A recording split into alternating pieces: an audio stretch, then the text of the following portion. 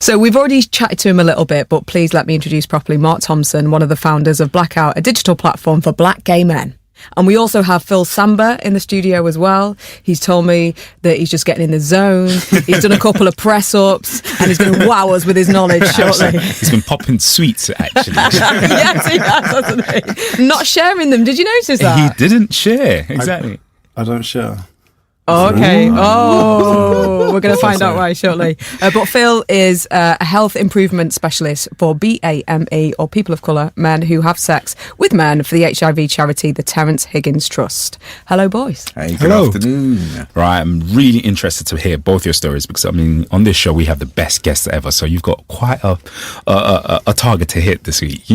Okay, we'll do our best. Mark's like, I'm here for this. Listen. Sex Talk with your hosts, Adele and Hilary. So, Mark, you're part of the team behind BlackOut UK, which is a digital platform for gay black men. Could you tell us a little bit about your background and why you set the site up, please? Yeah, sure. So I've been involved in HIV social justice activism for about 25 years. As a black gay man, it was really important that we were able to be in charge of our own narratives and our own stories. So I've been involved in kind of lots of organisations. We set up BlackOut coming up to about 2 years ago, and it started out as a digital platform because we recognised that we wanted to provide evidence of our existence as a black queer community in the UK. And it's grown from that into a digital social platform. We're mentoring, supporting younger black gay men to provide a range of different interventions across the community. Now, over to you, Phil. Now, many people in London will recognise your face, actually, because you've appeared on a series of posters for the Me, Him, Us campaign by GMFA, which stands for the Gay Men's Health Charity. Now, could you tell us a little bit more about yourself and what the campaign was and why you got involved in the first place? Okay. I actually got involved in the sector by meeting Mark. I met Mark. The Oracle. My mentor.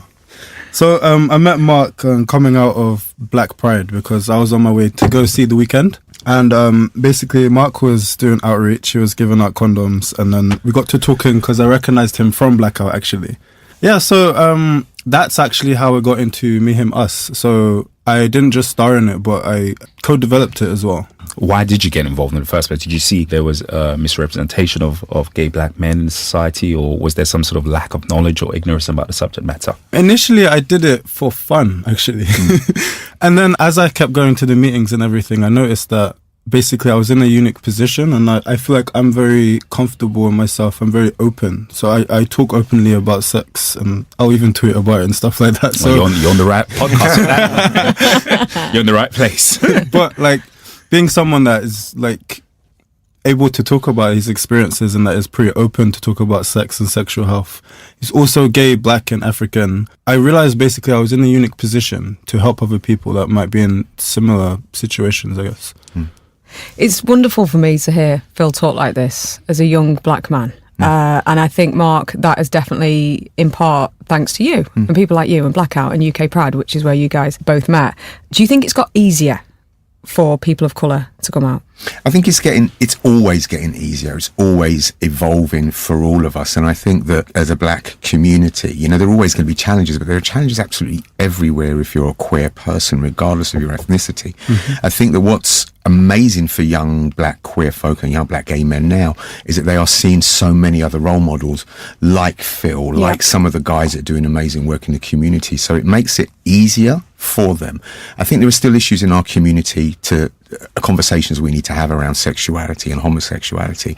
But I think for my younger brothers, it certainly is easier. There are more allies available to them. There are more spaces. They can go onto Twitter, social media, anywhere they want to, and they can connect with other people. But we still have to change that conversation at home, in the barbershop, in churches, and in the hairdressers. Right? That's where it needs to change.